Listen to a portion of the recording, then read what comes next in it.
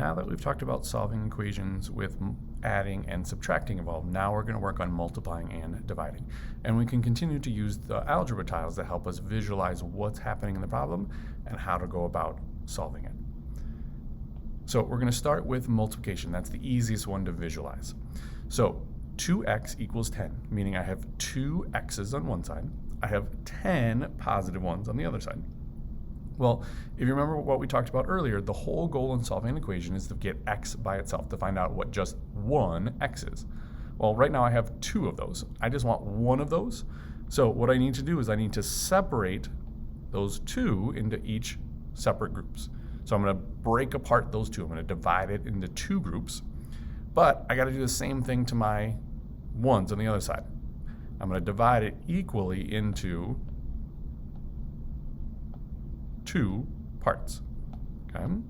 So again, just like we talked about when solving equations, you have to treat both sides equally. So on the left-hand side, I split the x's into 2 parts. I divided them into 2. On the right-hand side, I divided them into 2. Now I can see that x is equal to 5. So I was able to separate it out to find out what just one x is equal to. In terms of solving it with my equation, we do exactly what we just talked about. We divided both sides into 2 parts. So I divided it by 2. Sometimes some people will like to write it with the division symbol instead of the fraction bar. Both of them mean to divide. So 2 x's divided into 2 groups leaves me with just 1 x in each group. 10 split into 2 groups gives me an answer of 5. All right, so let's see that with this one. So we have negative 12 is equal to 4x. Again, my goal is to find out what just plain x is all by itself. So I need to divide these 4 x's up into separate groups. So I have 4 separate groupings. Well, I need to do the same thing to the other side. So I need to break this negative 12, these 12 negative ones, into 4 separate groups. So I'm going to put 3 of them here, 3 of them here, 3 of them here, and 3 of them here. So on the right-hand side, I divided the x's into separate groups, into 4 groups. I did the same thing on the left. So 1x is equal to negative 3. In terms of showing that work, well, I had 4 groups and I divided them up into 4 separate groupings. I divided the negative 12 up into 4 separate groupings, and I found that 1x is equal to 3 negative 1s, so negative 3. So I'm visually showing how I'm dividing those up to figure out what just one of those x's is. All right, last multiplication one's a little bit trickier. This time I have 3 negative x's instead of positive x's. So we're just going to have to be careful with it. But the same first idea. I want to break these up so that each x is in its own group. So I had to divide it into 3 groups. So I'm going to do the same thing with my ones. I'm going to divide them up into 3 groups. So each negative x is equal to positive 2. Okay? So I've now separated out to find out what each negative x is. But the problem is I don't want to know what negative x is. I want to know what positive x is. So here's the one tricky part for this one. So we don't want a negative x, we want a positive x. Well, if I were to change a negative x into a positive x, all I did was flip its sign. So do the same thing on the other side. I got to flip the signs of my ones the same. So I switched it from a negative x to a positive x. I flipped its signs. Think of it as I kind of multiplied by -1 or divided by -1 and did the same thing to the other side. So both sides flipped their signs because I treated them equally. So mathematically what I did is I had 3 groupings. So I divided them into 3 parts. But I also had to flip their signs. So I really divided by a -3.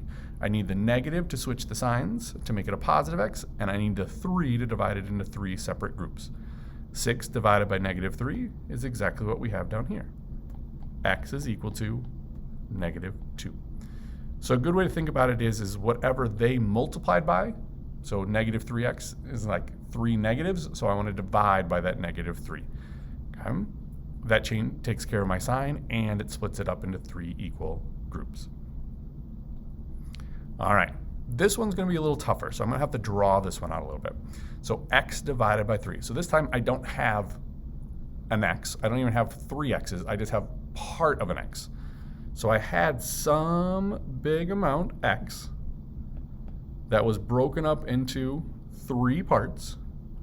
Okay? Just one of those parts is equal to 5. Okay? So think of x divided by 3 as like I broke it up into 3 parts. I only have like 1/3 of it. Okay? I only have one of those 3 chunks is equal to 5. Well, if one of those chunks is equal to 5, and then the next group is equal to 5, so this chunk is equal to 5, and this chunk is equal to 5, and this chunk is equal to 5.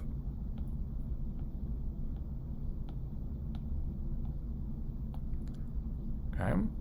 So just one portion of that x was equal to 5, and then the next portion was equal to x was equal to 5, and the next portion was equal to 5. If I want to know what the whole x is equal to, well, then I need to take all of those pieces. So if x divided by 3 is 5, so think of 1/3 of the x was equal to 5, what I really did is I multiplied each of them by 3. I found 3 of those groupings and found that the whole x is equal to 15.